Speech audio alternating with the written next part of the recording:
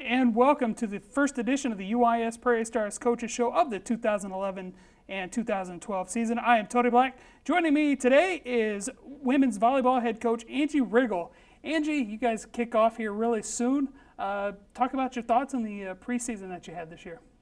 I thought preseason overall went very well. I think we came in a lot stronger this year off the get-go than we did previously. Conditioning-wise, I think we had to pick that up a little bit over the last couple of weeks, but other than that, fundamentally, I think we came in a lot stronger this year. Some of you girls said the preseason was much tougher in the past than what you ran. So talk about what you did differently this year than in your previous 2 years. I think this year we've kind of laid the base in the spring. It started with the spring season and our returners, and I think we kind of let them know that we expected their level just to increase overall. We really pushed them, told them that we were going to push them, and Chris, my assistant, and I came in knowing that this was a group that could be pushed a lot more, and that's our philosophy, that we're going to keep pushing to get the best that we can out of each and every player. Now, upcoming is a trip to San Antonio. I know you don't know a lot about those teams that you're playing from the Lone Star Conference and the Rocky Mountain Athletic Conference. So what are your thoughts going into the first weekend and your hopes? I think we're going to approach it, as preparing us for our conference, that, we obviously want to go in with the attitude that, we're going to do the best, we're going to fight, we want to come out, hopefully with some wins. I feel confident that we can pull out some wins, but, we just want to go out and physically, mentally get ourselves ready for the conference play the following weekend. And as you said, conference play the following weekend, you go to Drury, who is expected to be one of the top teams in the West Division. Yes. Right off the chute, we actually play Missouri S&T Friday night, and they're usually kind of middle of the pack. So I think, again, kind of get the nerves out of the way, that it'll be a good test for us. But yes, then Saturday we follow with Drury, so it's going to be a big test for us right off the chute. But I think that this year, I think we're prepared a lot more, and we'll just see how the first weekend goes. Now, also in the first weekend, as you said, you play S&T Drury, and then Drury threw in another opponent for you to play Pitt State. What are your thoughts about playing 3 games in 3 days? We can do it. I think that, again, I saw it as an opportunity. It was first weekend of conference play that, I want to get as many opportunities and to prepare us for future conference dates also. I think that, at this level, you get used to playing just the 2 matches in a weekend, but our first weekend when we go to Texas, we actually have 4 matches in that weekend. But like I said, I saw it as an opportunity to, again, prepare us for future dates down the road against conference opponents. Now, you were picked to the middle to the lower half of the West Division. The GLVC is broken up in 2 divisions, the East and the West. What are your thoughts about where you were picked? I think we're right about where we should have been picked based on past history, but I think, that's how preseason polls are. A lot of it's based on past history and maybe some of your key returners that teams know about. I think since we are a fairly new team to the conference, that, I think we'll surprise a lot of people this year, and I'm excited about that opportunity. But like I said, I think a lot of that is just based on previous seasons as far as where most coaches picked us. So, I'm okay with that we'll be the little underdog that comes up and surprises some people. You had a couple of scrimmages that you can't talk specifically about, but what did you see in those that you liked out of your team? I think as we entered our second scrimmage, a lot of things were coming together as a team. When you play that first scrimmage, you have a lot of nerves. 9 new girls this year, so a lot of girls kind of getting to know each other out on the floor, even gelling out on the floor as far as position-wise. But I think by the second scrimmage, I was very pleased that I felt like that they really came together as a team, and we can kind of, as a coaching staff, we were able to see what works, who works well together out there. not since I wasn't here for volleyball season last year, talked to several people in the athletic office who have seen your teams grow. Talk about what you have seen from your first year to now your third year. I think the competitive drive is one thing that really sticks out, that I see this group, that they overall, all of them are very competitive student athletes, and they have that drive, the high energy, and that's one thing that we kind of stress, and kind of something that I've kind of focused on even with my recruiting, that I want those high energy, high intensity players that aren't afraid to push to that next level, and aren't afraid to have their coaches push to get more out of them. I think that's the big difference. It was a big jump my first year, because when I came in we made that jump to Division II, so it was a big jump for a lot of the girls. But this year, like I said, I think as a group we're just a competitive group, that we want that win. We don't want to fall behind in games. We're ready to push it to the next level. And you, speaking of high energy, during your scrimmages, I saw that your girls really got into it after making points in scrimmages. And is that something you really want to see carry over into the real season? Definitely, and that's something that we talk about as a group, that we want to carry that high energy level from practice to games, that not just, okay, it's practice, so coach wants this from us, that I tell them, you can't be afraid of the crowd, even if the crowd's quiet. I always tell the girls, put on a show for them. We want that high energy, because just in my experience as a coach and as a former player, I think when you have that energy, you just play better, because you're out there, you're a little bit more focused, but you're able to have fun at the same time. You're able to celebrate those points when you get the kill or the block, the great dig. And I want, overall, all girls need to celebrate, if their team has a good dig. What type of player were you? Were you one of those get in there and celebrate with your teams, or were you just clap and yay, we got a point?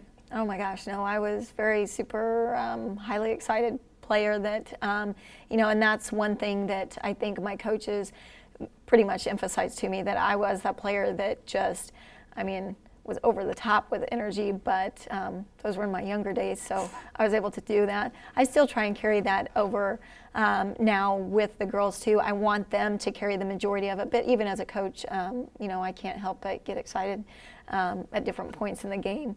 But so I was a very high energy level player, played with a lot of intensity. Now, something that you wanted to do this year that found interesting was you want a complete circle in your huddles when you break. Talk about where that came from, and what are your thoughts behind the complete circle?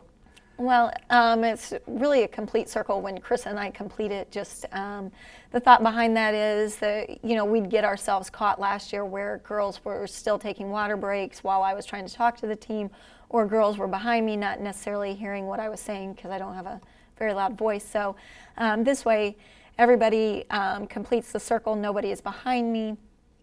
We wait until everybody's finished with their water break before we join in, so that we feel that everybody's on the same page when they go back out on the floor. All right, I want to thank you very much, Angie, for joining me. Good luck in your season this year. And we will be back with women's soccer coach Pete Kowall on the UIS Prairie Stars Coaches Show.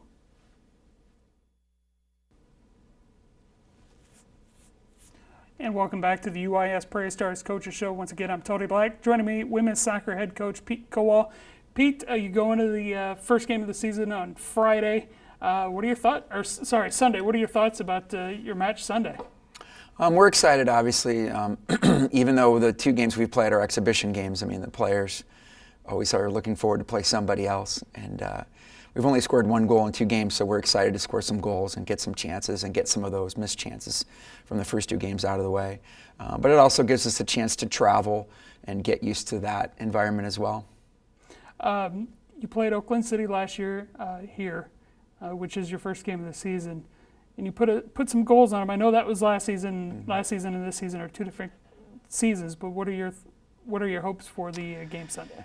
Well, we have a scouting report on them, but that's just on paper. And so the reality is, it's their home game. We're going to be getting off a bus from an early morning and a long drive. So, there's a lot of reality, and what's going to happen for me as a coach is, how do we get off the bus? We get off with energy? Do we get off a little bit tired?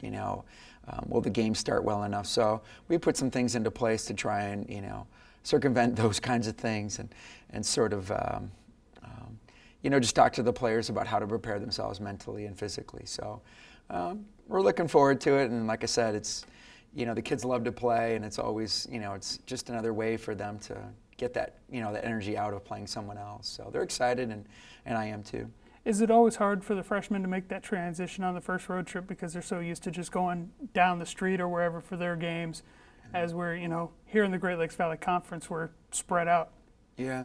I think, well, you'd have to ask them, obviously, but for me, I don't think, our freshman class is pretty confident, which is good, and I think that they're, they have traveled in the past, but you're right, down the street is a little different than getting on the bus and going 4 hours away, but they really are, pretty good group, and as much as I hear what they say, I don't really think, they just know they're going to get to play soccer, and so for them, they're just looking forward to the game. I know we can't talk about specifics about your scrimmages, but what did you see out of your team that you liked and thought you could improve on?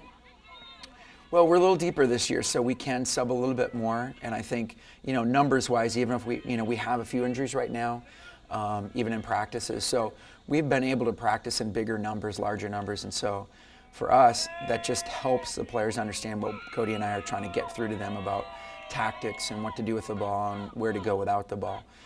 So it's really beneficial for them that, in games to try and help them understand what decisions to make and how to play a little bit more confidently, but also be successful in what we're trying to get them to do. So,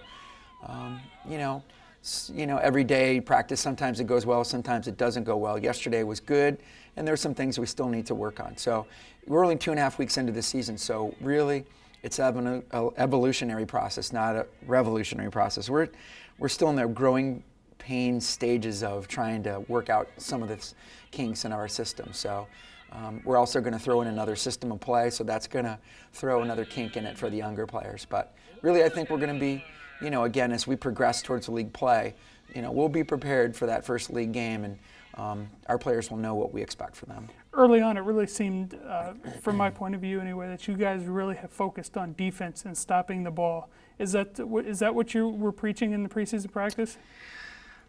In fact, it's the complete opposite. I mean, we really have been focusing on trying to score goals and working on the offense. I think in the back, what we've brought in a couple of younger players who really played at a higher level, and so they've kind of stepped into the role back there to, it's really caused some competition in the back.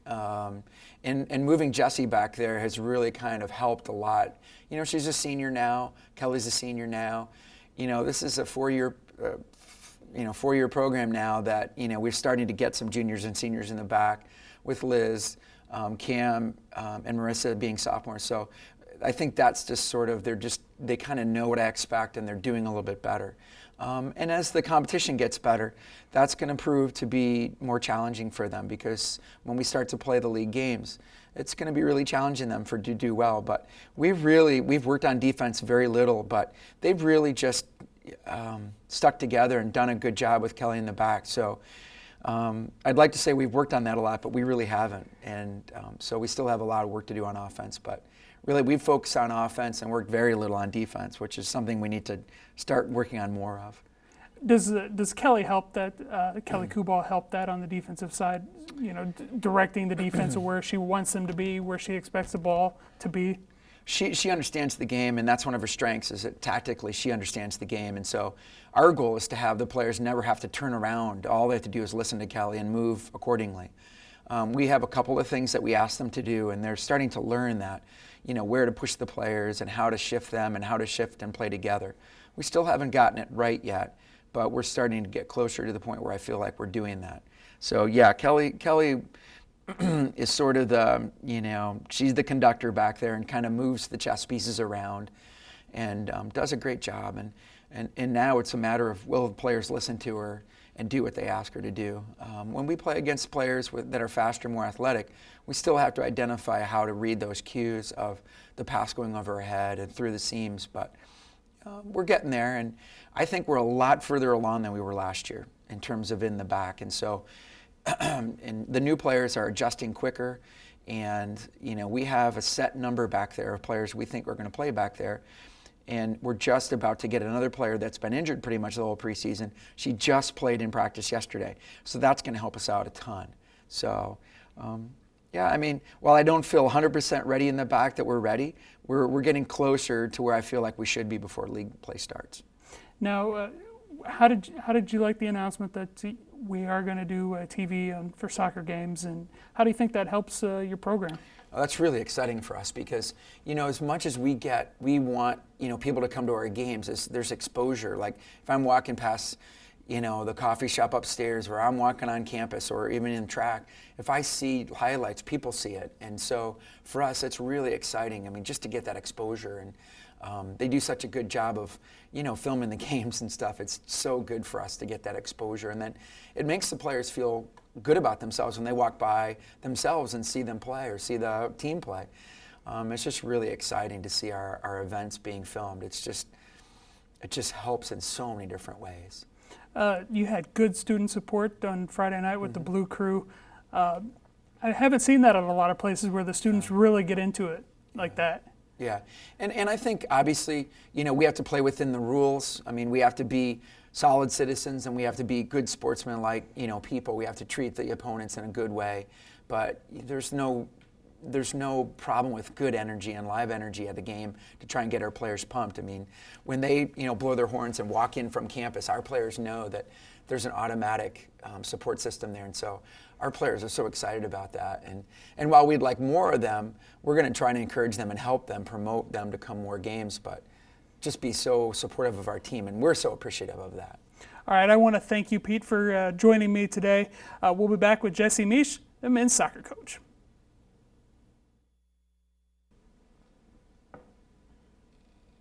And welcome back to the UIS Prairie Stars Coaches Show. Once again, I'm Tony Black. Joining me, men's soccer coach Jesse Miech. Jesse, you start things off Sunday against Oakland City, your first game, your first official game as a head coach.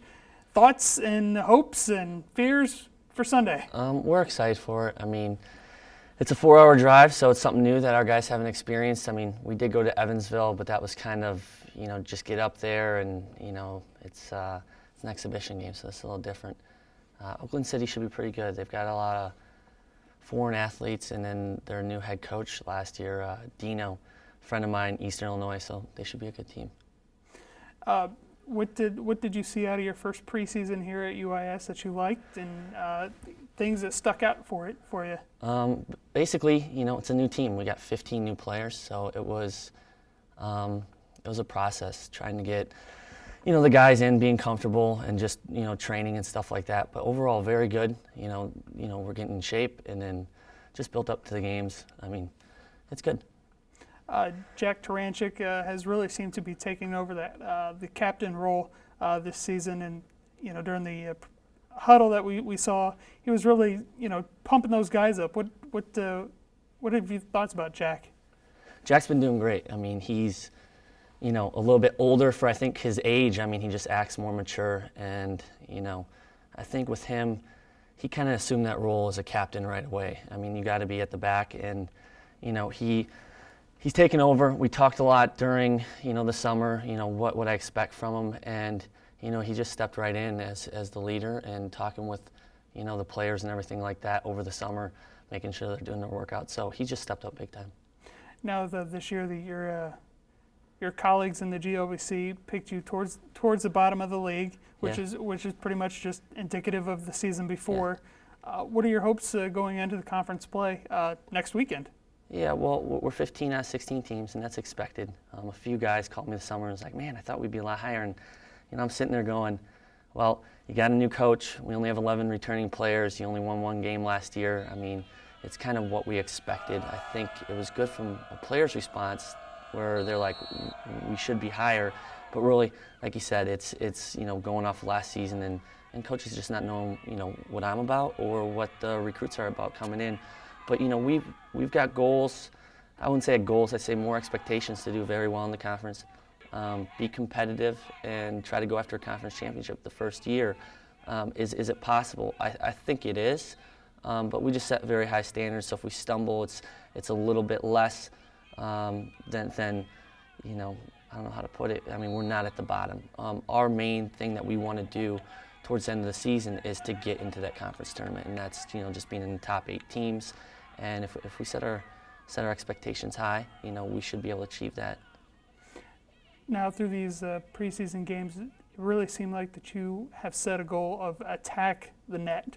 Yeah, we start out the preseason doing a lot of defensive exercises, and that's something that actually when we broke down film, we've got to focus a lot more on that, and that will even make our attacking style play our offense even more powerful. Because if you watch the game against Lincoln, we did get a good number of chances, but we were organized going forward, but then we ran out of gas just because so many guys were trying to get behind the ball, and that's our style of play is 10 guys defend behind the ball and actually 11 with the goalkeeper. And that will just make us a lot better going towards the goal as being more organized. But our focus wasn't on attacking in the preseason. It was on defending, and we still have to clean it up. And once we get more, I'd say, efficient, defending, we'll have a little bit more, I'd say, more legs by the end of the game. And you could see it. We did very well in the beginning of the game against Evansville and Lincoln College. And then it seemed, we get into the second half and we just run out of legs, run out of juice to go forward. And that's just because we're defending, I would say, too much, or using too many guys, where we just have to be better placed, better positioned. But once we get that in place, and then we can really focus on that attacking style, offensive style, I mean, we should be very tough to stop. And you even commented on it. We seem like we were more offensive minded. It's just the type of players we got in here, that have a little bit more flair. And then some of the players that were here in the past, they all complement each other very well.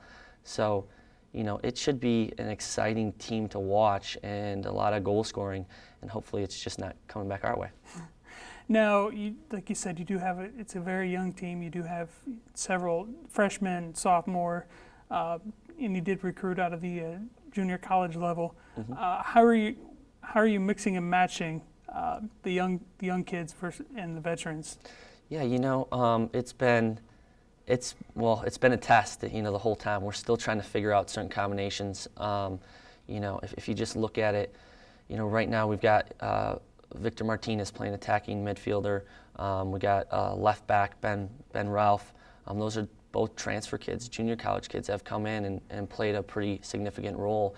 And then you look at, as far as the freshmen, Nikita Fadiv playing an attacking role, Colton Harden playing defensive mid, and then, Daniel Isidoro basically playing defensive midfielder.